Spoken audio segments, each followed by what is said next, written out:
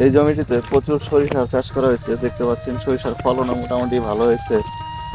আর যতদূর চোখ যায় শুধু হলুদ আর হলুদ, তার মানে সরিষা বাগান, সব সরিষার জমি।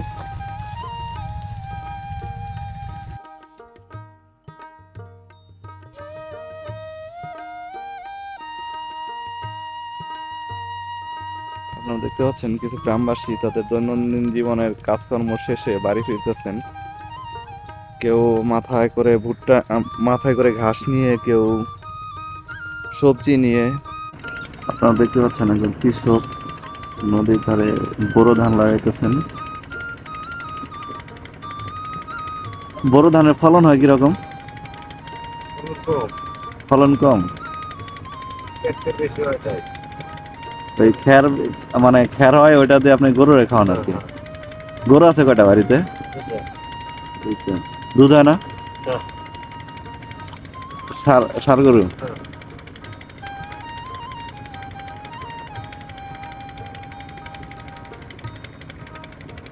জমি, জমি আছে কিরকম আপনার?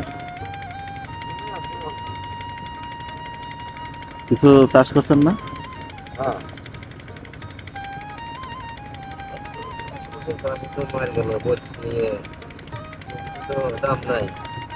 কফি প্রথমের দিকে দাম পাইছে, বর্তমানে একটু দাম কম যেতেছে।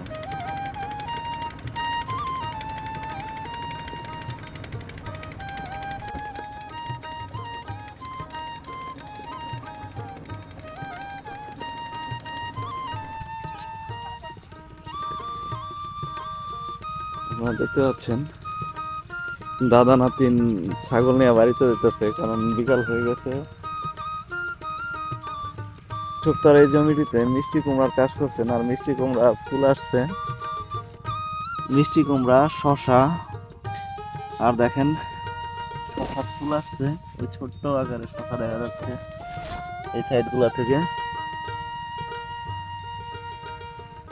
কি শশা ধরছে, মানে ক্ষীরা ধরছে কি, ক্ষীরা। আর এগুলা মূলত ক্ষীরা গাছ। আর এই পাশের জমিটিতে ভুট্টা চাষ করা হয়েছে। আর এই জমিটিতে প্রথমে মূলা চাষ করা হয়েছিল, মূলা এখনো রয়ে গেছে। বাজারে মূলার দাম কম থাকায় কৃষক মূলা তুলতেছেন না।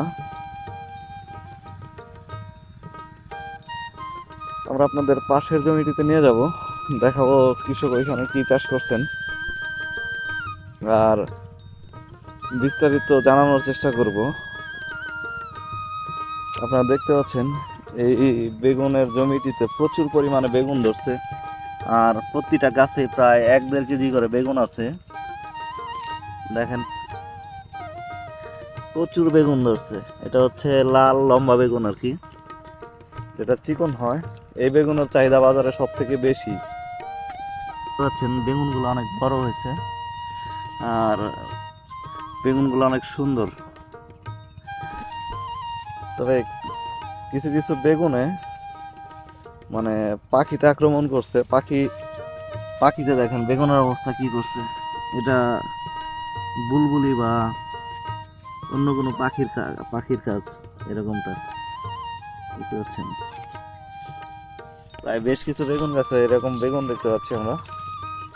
এটা কৃষকের একটা লস বললে চলে। এখানে প্রচুর পরিমাণে বেগুন ধরছে বেগুন গাছগুলোতে। আর ওই পাশে ভুট্টার জমি, ভুট্টার জমির পরেও বেগুনের চাষ করা হয়েছে। আমাদের এদিকে আসলে মৌসুমী শাকসবজিগুলো বেশি চাষ করা হয়।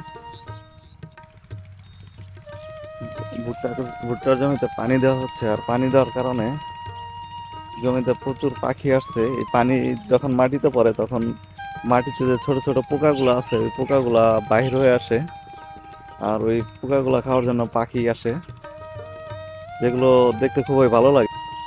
এই পাখিগুলো ফসলের পোকা খেয়ে ফসলের অনেক উপকার করে থাকে, আর কৃষকেরও উপকার করে। যার কারণে ফসলি জমিতে যদি পাখি না থাকে তাহলে কৃষকের প্রচুর টাকা খরচ হয় কীটনাশক কেনার পেছনে।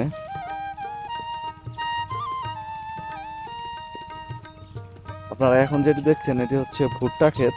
আর সাইডে ঘাস ভুট্টা লাগানো হয়েছে গরুরে খাওয়ানোর জন্য। গরু গরু ছাগল বা গবাদি পশু যা আছে এই সকল পশুরে খাওয়ানোর জন্য ঘাস ভুট্টা লাগানো হয়েছে এখানে। 7 বিঘা। 7 বিঘা। কি কি চাষ করছেন? মেলা কিছু। ভুট্টা, কফি, বাগুন, কপি। বেগুন। বেগুনের ক্ষেত এটা আপনার? বেগুন তো দেখলাম অনেক ভালো বেগুন ধরছে। বিক্রি করছেন না? বিক্রি করছি 1 বিঘা অল্প।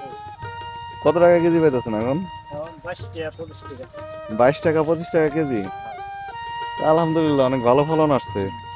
আবার একদিনে এক দাম 18 টাকা 20 টাকা, আর ঠিক নেই। কাঁচা অবস্থা যাইছে পাইছেন পানি গেল। তাতে কিরকম লাভ হইতে, লাভ হওয়ার সম্ভাবনা আছে? বেগুন এবার এবার বেগুন জাগো আছে তাগো লাভ আছে। এবার যারা বেগুন রোপণ করছে তাকেও লাভ হওয়ার সম্ভাবনা আছে। লাভ আর এলে করতে বেগুন আর ভুট্টায়। করছে আমাদের এদিকে তো প্রচুর বেগুন, ভুট্টা, কফি এগুলা চাষ করা হয়েছে। কোন জায়গা মানে এই যে আপনাদের এদিকে যে সকল জমি দেখতেছি আর কি। কি আপনাদের কি কোম্পানি? আপনারা দেখতে পাচ্ছেন সরিষা ক্ষেত। এই পাশে সরিষা, ওই পাশে সরিষা, প্রায় সরিষা আর সরিষা। এই জমিটিতে পেঁয়াজের চাষ করা হয়েছে। পেঁয়াজ, আলু, রসুন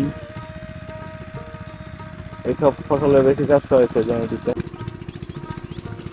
এই পাশের 2টি জমিতেই প্রায় ভুট্টা চাষ করা হয়েছে। আর দেখতে পাচ্ছেন প্রচুর বক এখানে, দেখতে অনেক সুন্দর লাগতেছে। আপনাদের কাছে নিয়ে যাওয়ার চেষ্টা করব আর বকগুলো দেখানোর চেষ্টা করবো আর কি।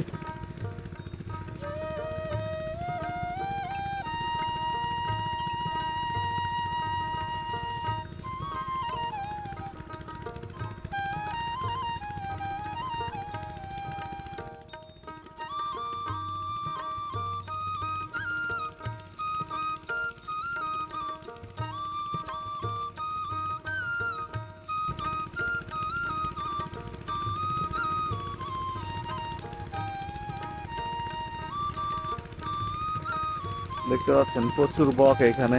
এই বকগুলো আসছে মূলত তাদের খাবার সংগ্রহ করার জন্য। এই জমিটিতে পানি দেওয়া হয়েছে, আর পানি দেওয়ার কারণে নিচে কিছু পোকামাকড় উপরে উঠছে।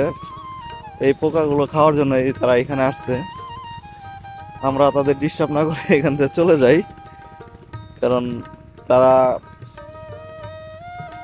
প্রকৃতির ভারসাম্য রক্ষা করতেছে বা নিজেদের জন্য খাবার সংগ্রহ করতেছে। আমাকে দেখে হয়তো তারা ভয় পাইছে।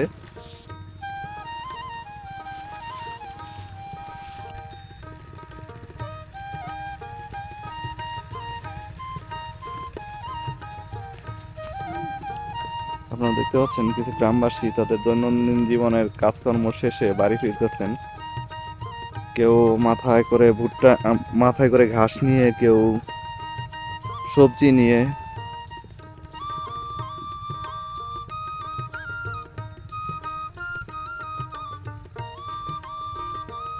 আসলে গ্রামগুলো অনেক সুন্দর হয়, আর প্রকৃতি, গ্রামীণ প্রকৃতি আসলে অনেক সুন্দর।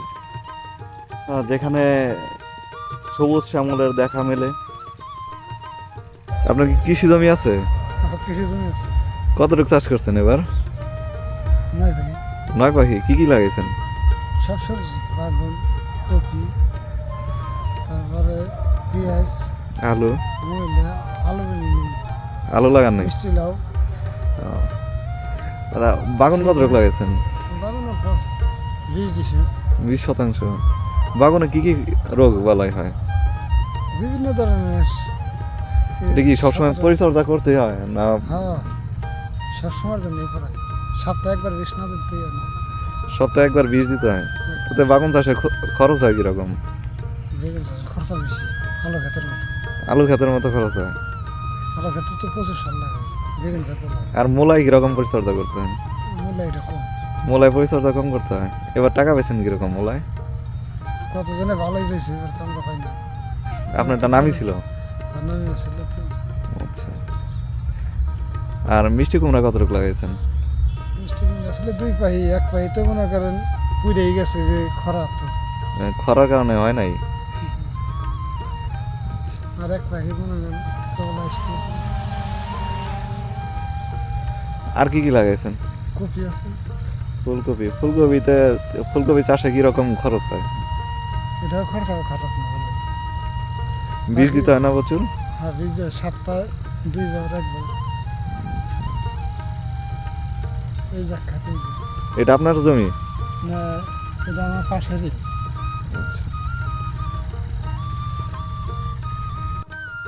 এই জমিটিতে প্রচুর সরিষা চাষ করা হয়েছে, দেখতে পাচ্ছেন সরিষার ফলনও মোটামুটি ভালো হয়েছে। আর যতদূর চোখ যায় শুধু হলুদ আর হলুদ, তার মানে সরিষা বাগান, সব সরিষার জমি।